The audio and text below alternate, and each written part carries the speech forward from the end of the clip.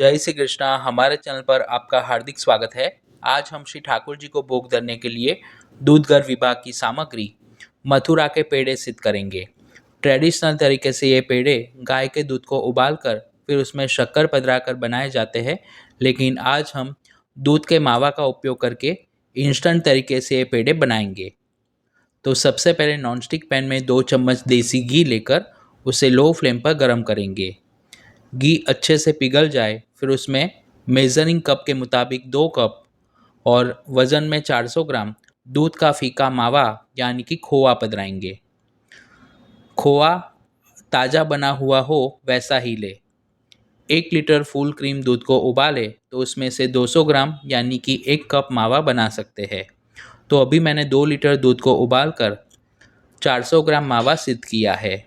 मावा को इस तरह से हाथ से क्रम्बल करके घी में पधराएंगे और धीमी आंच पर उसे लगातार चलाते रहेंगे।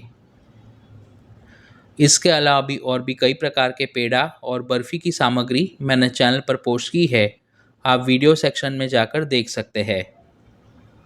जैसे जैसे मावा को भूनेंगे उसका टेक्सचर अभी है उससे ज़्यादा सॉफ्ट होता हुआ दिखेगा।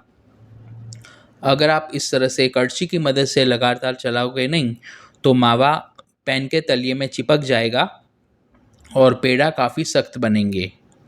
मावा का टेक्सचर धीरे धीरे सॉफ्ट होता हुआ दिख रहा है।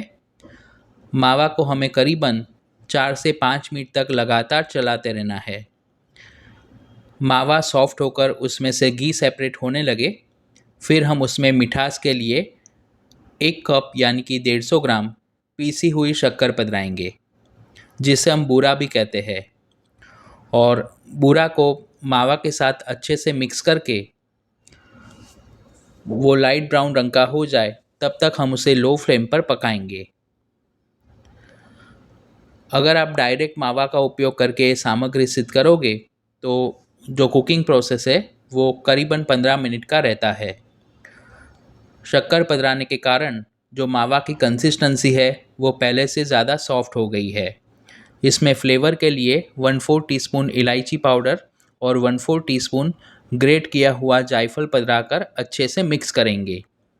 आप इसमें लवंग और दालचीनी का पाउडर भी पधरा सकते हैं। शक्कर कैरेमलाइज होगी और मावा के साथ मिक्स होने के कारण जो उसका रंग है वो धीरे धीरे लाइट ब्राउन होता हुआ दिखेगा। जो शक्कर में मॉइस्चर है वो सब जल जाए और मावा थोड़ा ब्राउन रंग का होकर थोड़ा सख्त हो जाए तब तक हमें उसे चलाते रहना है। उसे ओवर कुक भी नहीं करना है वरना पेड़े काफ़ी सख्त बनेंगे। जो मावा है वो पैन में से सेपरेट होने लगे तब तक उसे चलाते रहे। अगर आपके पास मावा फ्रीज में स्टोर किया हुआ हो तो उसे रूम टेम्परेचर पर लाने के बाद कद्दूकस करके या क्रम्बल करके ही उपयोग में ले। इस तरह से मावा में जाली पड़ती हुई दिख रही है और उसका रंग पहले से काफ़ी चेंज हो गया है। लाइट ब्राउन रंग का मावा भून जाए फिर हमें गैस बंद कर देना है। अगर आप उसे ज़्यादा पकाओगे तो जो पेड़ा है वो काफ़ी सख्त तैयार होगे। मावा परफेक्ट तरीके से भुना है और वो पैन के तलिए में बिल्कुल भी चिपका नहीं है। इस स्टेज पर हम भुने हुए मावा को एक थाली में पधराकर अच्छे से फैलाएंगे और 15 से 20 मिनट के लिए रूम टेम्परेचर पर ठंडा होने देंगे। आप उसे फ्रीज में ना रखें, रूम टेम्परेचर पर ही ठंडा करें। 20 मिनट के बाद अब मावा को इस तरह से जैसे हम आटा गूंथते हैं उस तरीके से हल्के हाथों से गूंथकर अच्छा सा सॉफ्ट करेंगे। यह मिश्रण में से आप बर्फ़ी भी बना सकते हैं। मावा इस तरह से स्मूथ हो जाए फिर उसमें से थोड़ा थोड़ा मावा हाथ में लेकर मीडियम साइज़ के गोलाकार पेड़े बनाएंगे। मथुरा के पेड़े का कोई परफेक्ट शेप नहीं होता, इसलिए मोल्ड का उपयोग ना करें। दोनों हाथ की मदद से आप मीडियम साइज़ के पेड़े बनाएं और पेड़े बनाते वक्त एक बात का खास ध्यान रखें कि उसके ऊपर बिल्कुल भी क्रैक ना रहे। हमने केवल 2 चम्मच घी का उपयोग किया है, लेकिन मावा को भूनने के कारण उसमें से भी घी सेपरेट हुआ है।